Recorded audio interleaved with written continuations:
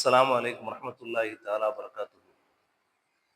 கண்ணியமிக்க பெருமக்களே, அல்லாஹு ஜல்ல ஷானஹு தஆலா திருமறையின் மூலமாக பல்வேறு நிலைகளில் நம்முடைய ஈமானை நிலைப்படுத்திக் கொள்வதற்கு பல வசனங்களையும் வரலாறுகளையும் நினைவுபடுத்துவார்.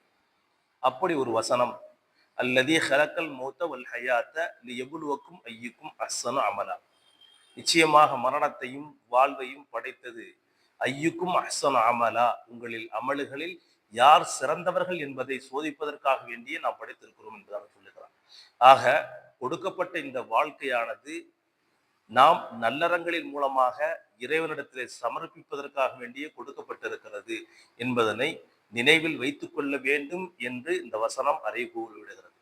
அதனால்தான் நல்லோர்கள் எல்லாம் மரணத்திற்கு ஒரு காலமும் என்ன செய்ததில்லை, அவர்கள் மரணத்தை கண்டு அஞ்சியதிலும் இல்லை, மரணத்தை அன்போடு ஏற்றுக்கொண்டிருக்கிறார்கள்.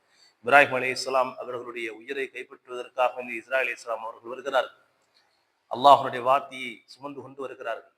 இப்ராஹிம் அலைஹிஸ்ஸலாம் அவர்கள் கேட்டார்களாம் அல்லாஹ்விடத்துல, ஒரு நேசனுடைய உயிரையை கைப்பற்றுவதற்கு எப்படி மனம் வந்தது என்பதாக. அதற்கு அல்லாஹ் பதில் சொன்னானா, ஒரு நேசனை இன்னொரு நேசன் சந்திப்பதற்கு தயாராக இல்லையா?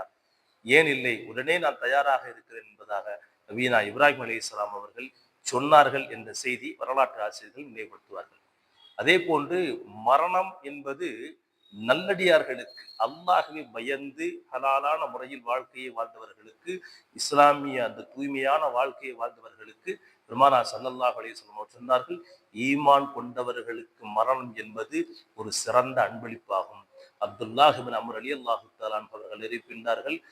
பைஹகி இமாம் இந்த ஹதீஸை பதிவு செய்கிறார்கள். ஆக கொடுக்கப்பட்ட இந்த வாழ்வும் மரணமும் நாம் நல்லறங்களில் சிறந்தவர்கள் யார் என்பதை நாம் உணர்ந்து கொண்டும், அதில் நாம் நல்லறங்களை மென்மேலும் செய்து கொண்டும் மென்மேலும் அல்லாஹ்விடத்திலே சமர்ப்பிக்க வேண்டும் என்பதனை இந்த வசனம் நமக்கு நினைவுறுத்துகிறது. அதனாலே இயன்றளவு நம்முடைய வாழ்க்கையில் நல்லறங்களை செய்து அல்லாஹுடைய அன்பையும் நபியினுடைய அன்பையும் பெறுவதற்கு முயற்சிகள் செய்வோமாக. வல்ல ரப்புல் ஆலமீன் தௌஃபீக் புரிவானாக. அஸ்ஸலாமு அலைக்கும் வரஹ்மத்துல்லாஹி தஆலா வபரகாத்துஹு.